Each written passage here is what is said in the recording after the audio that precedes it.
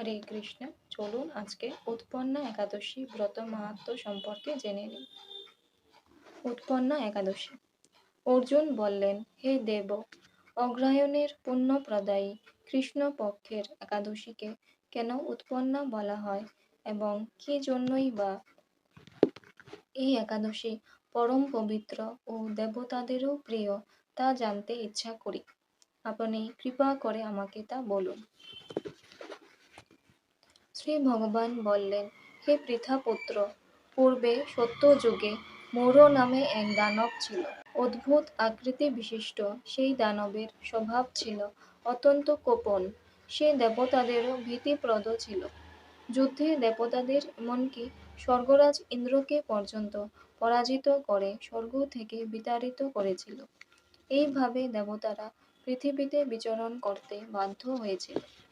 তখন দেবতারা মহাদেবের কাছে গিয়ে নিজেদের সমস্ত দুঃখ সবিস্তারে জানালেন। শুনে মহাদেব বললেন, হে দেবরাজ, যেখানে শরণাগত বৎসল জগন্নাথ গরুর ধ্বজ বিরাজ করছেন, তোমরা সেখানে যাও। তিনি আশ্রিতদের পরিত্রাণকারী, তিনি নিশ্চয়ই তোমাদের মঙ্গল বিধান করবেন। দেবাদিদেবের কথা মতো দেবরাজ ইন্দ্র দেবতাদের নিয়ে ক্ষীর সমুদ্রের তীরে গমন করলেন।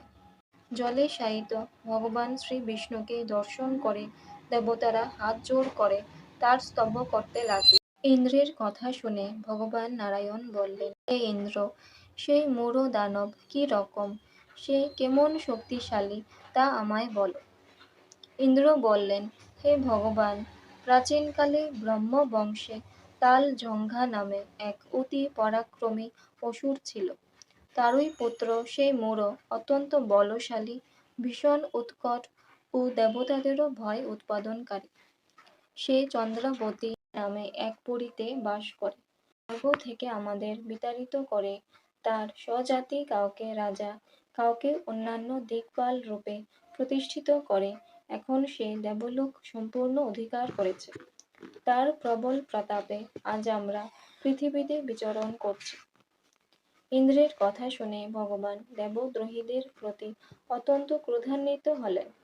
তিনি দেবতাদের সঙ্গে চন্দ্রাবতী পুরীতে গেলেন। সেই দৈত্যরাজ শ্রী নারায়ণকে দর্শন করে পুনঃ পুনঃ গর্জন করতে লাগল। দেবতা ও অসুরের মধ্যে তুমুল যুদ্ধ শুরু হয়ে গেল। যুদ্ধে দেবতারা পরাজিত হয়ে এদিক ওদিক পালিয়ে গেল। তখন যুদ্ধক্ষেত্রে শ্রী নারায়ণকে একা দেখে সেই দানব তাকে দাঁড়াও দাঁড়াও বলতে লাগল। শ্রী ভগবানও ক্রোধে গর্জন করে বললেন, রে দুরাচার দানব, আমার বাহুবল দেখো। এই বলে অসুরপক্ষীয় সমস্ত যোদ্ধাদের দিব্য বাণের আঘাতে নিহত করতে লাগলেন। তখন তারা প্রাণভয়ে নানা দিকে পালাতে লাগল। সেই সময় নারায়ণ দৈত্য সৈন্যদের মধ্যে সুদর্শন চক্র নিক্ষেপ করলেন। ফলে সমস্ত সৈন্য ধ্বংসপ্রাপ্ত হল।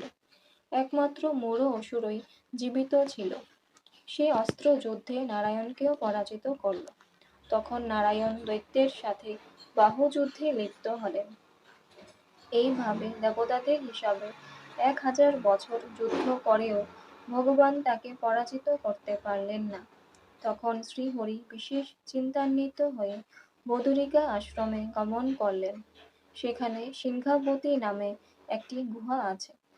এই গুহাটি এক দ্বার বিশিষ্ট এবং 12 যোজন অর্থাৎ 86 মাইল বিস্তৃত। ভগবান বিষ্ণু সেই গুহার মধ্যে শয়ন করলেন। সেই দৈত্য ও তার পিছন পিছন ধাবিত হয়ে গুহার ভিতরে প্রবেশ করল। সেই বিষ্ণুকে নিদ্রিত বুঝতে পারল।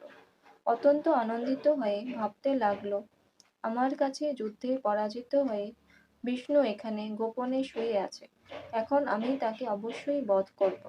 দানবের এরকম চিন্তার সঙ্গে সঙ্গে শ্রী বিষ্ণুর শরীর থেকে একটি কন্যা উৎপন্ন হলো। এই কন্যাই উৎপন্না একাদশী।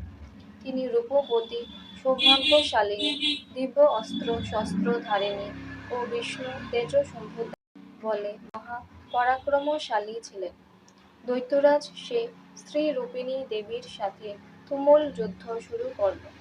কিছুকাল যুদ্ধের পর দেবীর দিব্য তেজে অসুর ভস্মীভূত হয়ে গেল। তারপর বিষ্ণু জেগে ওঠে সেই ভস্মীভূত দানবকে দেখে বিস্মিত হলেন। এক দিব্য কন্যাকে তার পাশে হাতজোড় করে দাঁড়িয়ে থাকতে দেখলেন।